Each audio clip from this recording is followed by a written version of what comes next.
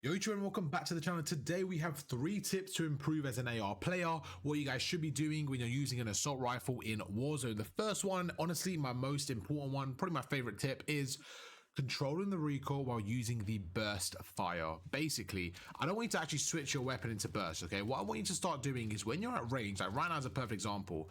In this situation, okay, I don't want you to shoot your weapon as like spraying all your 30 bullets. I want you to actually shoot your weapon in ranges of like 4 or 5 bullets at a time.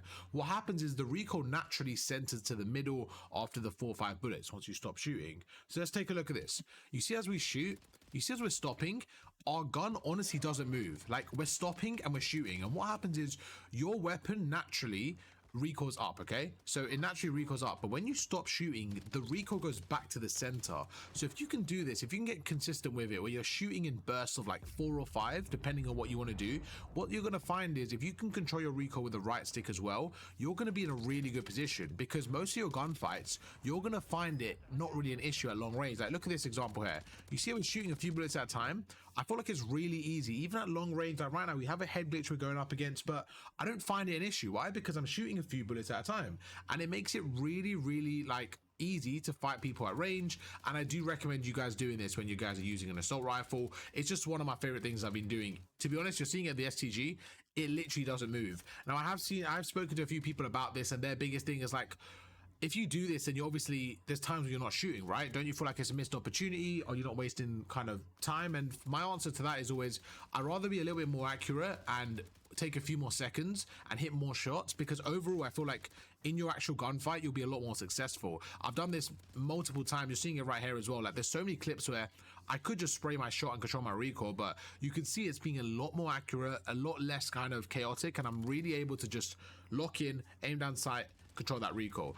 Another really kind of important timing is when people are, it's more about when they're in head glitches and you're trying to get a few shots off. Like right now, look, you see how we're shooting them, we're taking our time. We're just going around and we're just trying to be careful with our shot. We're just trying to make sure that when we shoot, we're not kind of crazy with our recoil.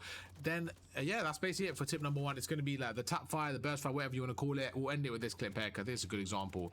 I feel like with an SCG especially, and those weapons, when you actually build them, it really is useful. Don't kind of, you know, don't get scared to try this. Really try it out, even with the ground loot, because of recoil control. The ground loot isn't the best because they don't really have that many attachments. I feel like you can really utilize it, and we might as well let the rest of the clips play out because only about 3 more. But you're seeing it in all these clips here. Like I'm never afraid to kind of just tap fire, and it just allows me to reposition, go through, win that gunfight. And then yeah, we'll end it on this one here. He lands in, nice little tap fire, we're able to get the kill. Okay, let's go nicely into tip number 2. Tip number 2 is going to be mounting. If you guys are not mounting, honestly, you're making the game a lot harder for yourself. Mounting is one of the most, I would say, broken mechanics in the game that people don't really address or really talk about. It essentially makes your gun into a sentry gun. You essentially mount your weapon onto basically any wall, and it really just removes all recoil. So if you find yourself in scenarios, me personally, I feel like a really good way is when people are landing in. I mean, this is perfect timing right now. As soon as someone's landing in, I work on my centering, I then mount my weapon, and then I'm just getting some shots off. And you essentially have a remote sentry gun with you. Again, someone's landing in, it's the same thing here. We're just combining tip number 1 and tip number 2, and what you're seeing is how we're kind of progressing these steps together. You'll notice that a lot of the gameplay now is actually from tip number 1. Why? Because it's very similar. The steps are very similar. In tip number 1, we went through the tap fire and the burst, and you're actually seeing it here. A lot of these clips that I'm using now, I do the same thing. Why? Because the tap fire burst allows me to control the recoil at a really steady rate. You're seeing it right now, and the mounting just allows me to really kind of utilize that and make sure my weapon itself isn't bouncing. There's no kick, and I feel like combining them is a really effective way of just getting more kills. You don't want to do it all the time, because what happens is you are a standing target. But scenarios like this, right, where my opponent isn't even looking at me, I have a clear shot, I would rather mount to guarantee that kill. I think the most time I actually use it is scenarios like this, when I know where someone is, they're not really looking at me, and I have a clear shot. I would mount just to make sure I'm a bit more accurate and really utilize it. The next thing I would say is when someone's landing in, you want to mount, and what you want to try to do is shoot just in front of them. If you can shoot just in front of them,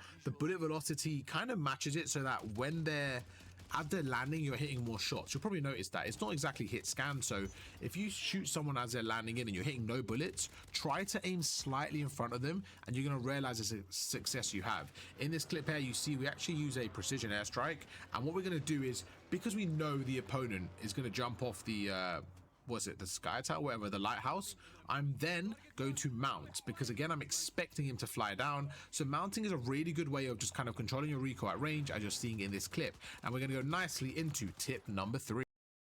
And here we are, tip number 3, pre-aiming head glitches. I'm not gonna lie, this one is so simple, but so many people don't do it. It's gonna be pre-aiming head glitches and pre-firing. Now, pre-firing is more universal, you know, you can use it as a sub, AR, whatever you want to do, but pre-aiming head glitches, if you guys don't do this, I really want you guys to start doing this. As you go around the map, okay, whenever you find an opponent in an obvious position and you expect them, like, let me show you what I mean right now, okay? We're going through and we get this player weak. Right now, more than likely, it's like a natural habit to re-peek the head glitch. So right now, they're more than likely going to re-peek this. So I take my time, I pre-aim it, and you see we get the kill. Now, not only am I pre-aiming it, I'm using tip number 1. I'm doing the burst fire. I'm controlling my shot. So I'm making sure that I'm utilizing that long range. This is literally everything at once. We're doing the burst fire, the tap fire, we're mounting, we're pre-aiming the head glitches. This version right here is how I wanted to break it up. I wanted to show you guys how when I'm playing long range as an AR, or just generally, I'm using basically all 3 tips here. So look, we pre-aim the head glitch and we take him out. It looks really good there. Right now we go for the pre-fire. The pre-fire is just a bit of icing on top, you know, that's just to add it as well. I want you guys to start pre-firing in your gameplay. In this scenario, we know where he is. We're going to go through, we're going to pre-aim the head glitch, we're going to get some shots off, we're going to start shooting in bursts, taking our time, and we get the kill. So if you guys can combine all 3 of these kind of mechanics, you guys will be chilling. It's really, really important to make sure you do this. Not only do I want you to mount, I want you to tap fire, I want you to burst fire, I want you to pre-aim the head glitches. Overall, if you add these 3 things into your game, you're going to find a lot of success. Let me know down below, what tips do you guys want to see specifically next time? I'll make sure to add that in. YouTube, you guys want to drop a like, and catch you guys rather than tomorrow. Peace.